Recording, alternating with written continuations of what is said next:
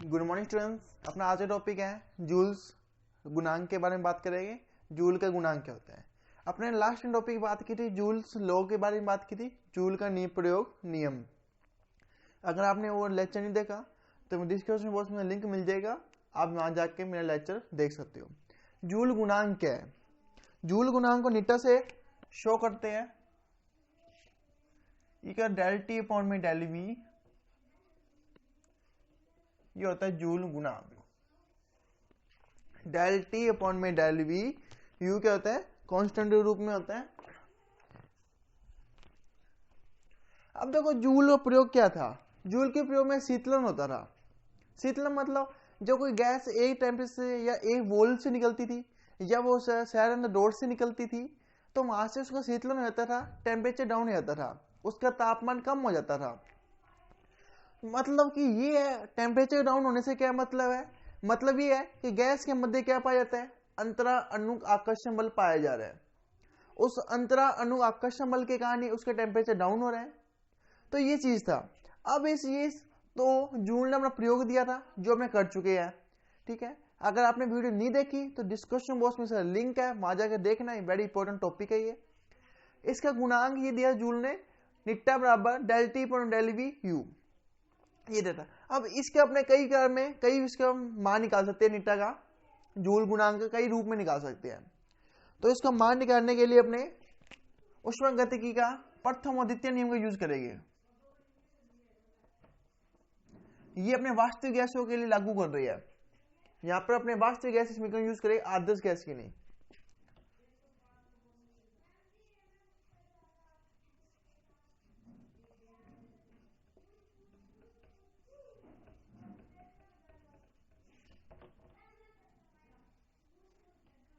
उष्मागतिकी का पहला और जो दूसरा नियम है उसको अपने लागू करें।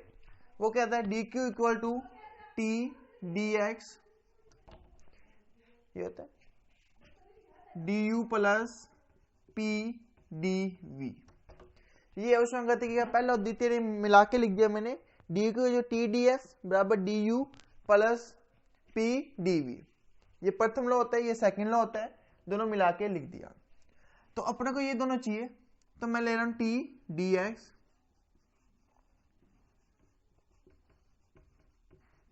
पी डी वी दिला रहा हूं मैं।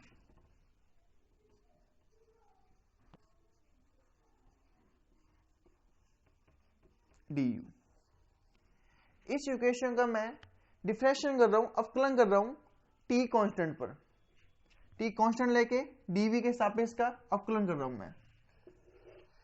तो टी कांस्टेंट लिया, टी कर नहीं होगा तो डी एक्स पॉन में डीवी माइनस पी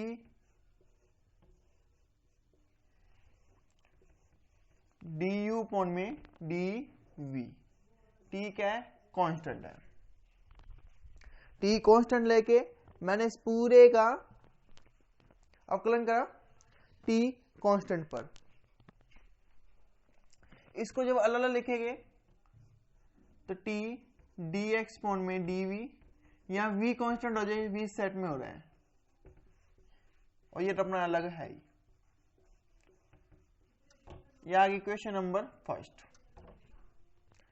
ये आपने उष्मागतिकी प्रथम और द्वितीय नियम यूज किया था, D Q T D S equal D U plus P D V, इन दोनों का लिया मैंने। इसका मैंने डिफरेंशिएशन किया, डीवी के सापेक्ष कर रहा हूं अवकलन में और टी को कांस्टेंट लिया। टी कांस्टेंट लिया तो दोनों कांस्टेंट आ गया। इसको अलग किया तो यहां वी कांस्टेंट के रूप में आ गया। अब आगे अपने इसके वास्तविक वांडरवाल का वास्तविक गैस नियम लगाएंगे। वास्तविक गैस लॉ क्या होता है, क्या वो देखते हैं। वास्तविक गैस समीकरण,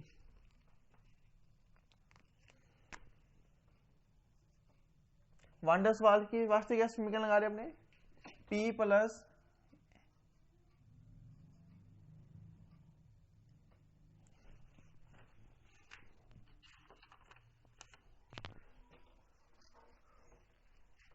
P प्लस ए अपॉन में V square V minus B equal to R T. ये एक मोल के लिए यूज कर रहे हैं। अपने एन की वैल्यू यहां क्या रखी, एक। एन मोल के लिए यहां एन रखते।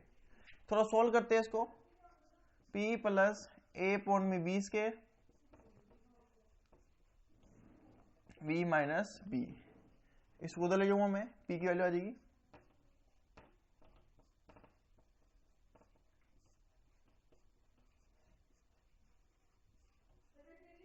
ये आ गई p की वैल्यू। अब मैं इसका t के रिस्पेक्ट में अवकलन कर रहा हूं,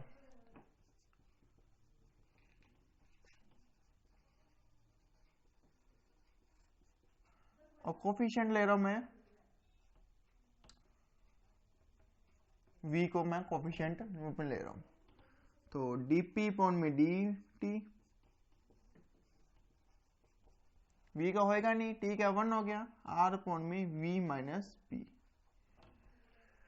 ये आ गया dp अपॉन में dt की वैल्यू, r अपॉन में v माइनस b, t का क्या हो गया 1 हो गया। अब dp अपॉन में dt, dp अपॉन में dt, और उधर से क्या है अपने पास p, इनकी वैल्यू पुट करनी है अपने को, dp अपॉन में dt की वैल्यू पुट करेंगे और साथ में उसकी वैल्यू पुट करेंगे। अब इस इक्वेशन में अपने dp अपॉन में dt नहीं है, तो अपने dp अपॉन में dt लाना है।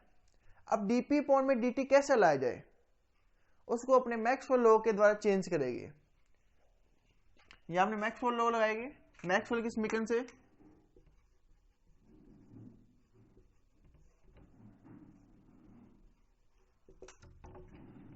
ds अपॉन में dv, dp अपॉन में dt v होते हैं, तो इसको जगह मैं dp अपॉन dt v रख रहा हूं,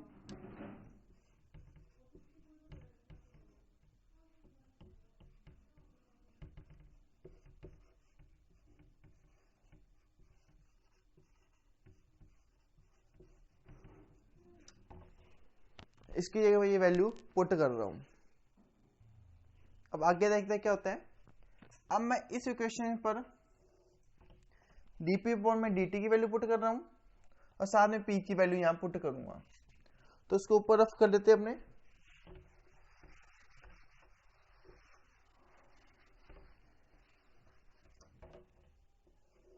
ठीक है, t रहेगा, dp अपॉन dt की वैल्यू यहां से पुट होगी r अपॉन में b माइनस b, p की वैल्यू यहां से rt v minus b minus a upon में v इसके is equal to du upon में dv t।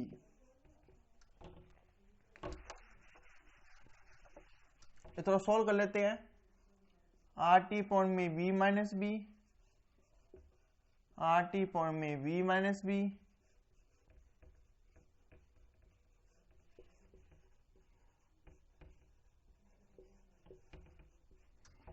ये कैंसिल आउट हो गया, तो du अपॉन में dv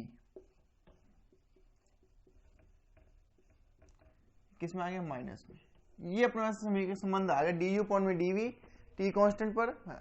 अब देखो du अपॉन में dv t कांस्टेंट यहां आ गया, उसमें क्या था v कांस्टेंट में था, मतलब जो मुक्त ऊर्जा आंतरिक ऊर्जा u है वो फलन किसका है, v और t दोनों का फलन है। ये मुक्त प्रसार के लिए u क्या है, v और t दोनों फलन है, तो अपने du क्या लिख सकते हैं,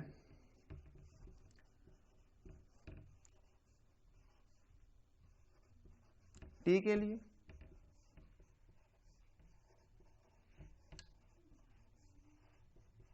ये v के लिए अपने du को इस टाइप से लिख सकते हैं, du अपॉन में dv t के लिए dv plus du upon dt v के लिए dt, इस रूप में लिख दिया इसको। अब देखो मुक्त प्रसार के लिए, मुक्त प्रसार के लिए du का मान हमेशा 0 होता है, जब भी कोई मुक्त प्रसार हो रहा हो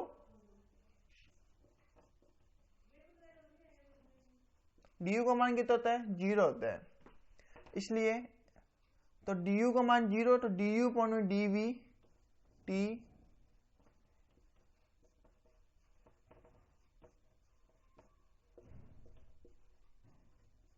0 आएगा, u तो जाकर माइनस का हो जाएगा,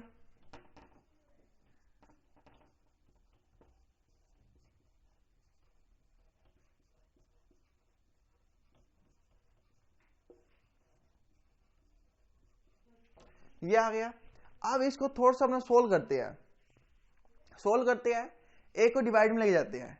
मैं dv को इधर ला रहा हूं और इस पूरे को इधर ले जा रहा हूं, मतलब dt अपॉन में dv लिख रहा हूं, इसको यूं लिख रहा हूं du अपॉन में dt, डेल t अपॉन में del v is equal to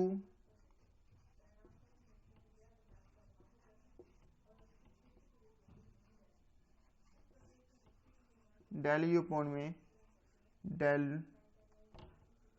t v constant पर dt। आपने इसको इस टाइम लिखे डेल u अपॉन में डेल t v पर।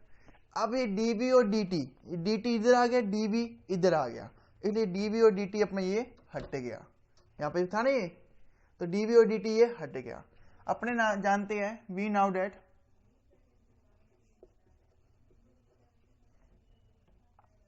डेल u अपॉन में डेल t v कौन c v होता है, ये u पर लाएगा तो डेल t अपॉन में डेल v u पर, इसको 1 अपॉन में सी वी डेल u अपॉन में डेल v t लिख सकते हैं। और अभी शुरू में अपने ये प्रूफ करके आए, डेल u अपॉन में डेल v का मान निकाला है।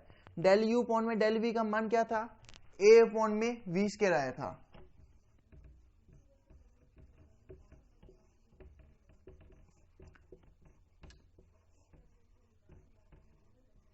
और del T upon del V U पर ये क्या होता है, ये निट्टा होता है।